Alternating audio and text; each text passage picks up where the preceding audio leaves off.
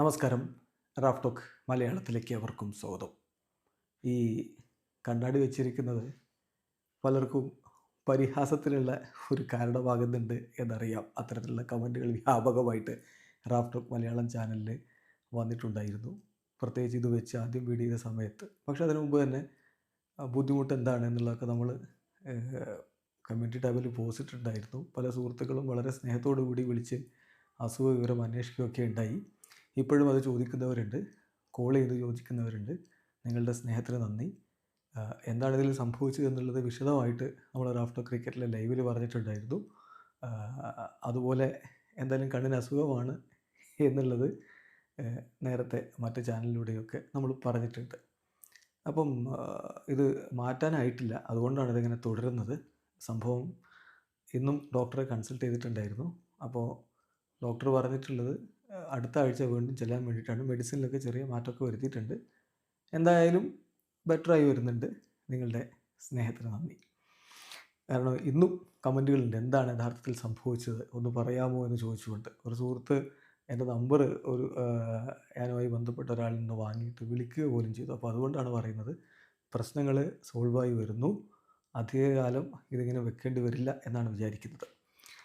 ഏതായാലും നമ്മൾ നാളെ FC Goa versus Kerala Blasters മത്സരം കാത്തിരിക്കുകയാണ്.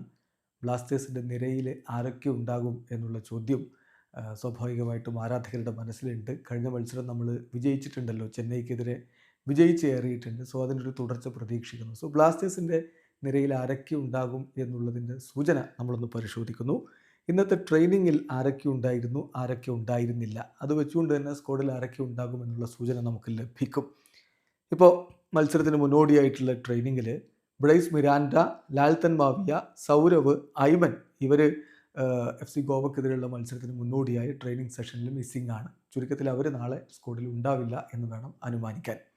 അതേസമയം ഇന്ന് ട്രെയിനിങ്ങിന് ഉണ്ടായിരുന്നവർ Prabir, Pritam, Aiban, Hormi, Jimenez, Luna, Pandita, Noah, Peprah, Freddy, Danish, Milos, Naocha, Koru, Sandeep, Rahul, Saheef, Coeff, Azhar, Yoihenba, Bibin, Bijoy, Sachin, Nora, Som ഇവരെല്ലാവരും ഇന്ന് ട്രെയിനിങ്ങിനുണ്ടായിരുന്നു. ഏതായാലും മികച്ച ഒരു സ്ക്വാഡും കൊണ്ട് തന്നെ സുപ്രധാന താരങ്ങൾ ആരും മിസ്സാവാതെ തന്നെ നാളെ കേരള ബ്ലാസ്റ്റേഴ്സ് ഇറങ്ങും എന്ന് വേണം ഇതിൽ നിന്ന് അനുമാനിക്കാൻ.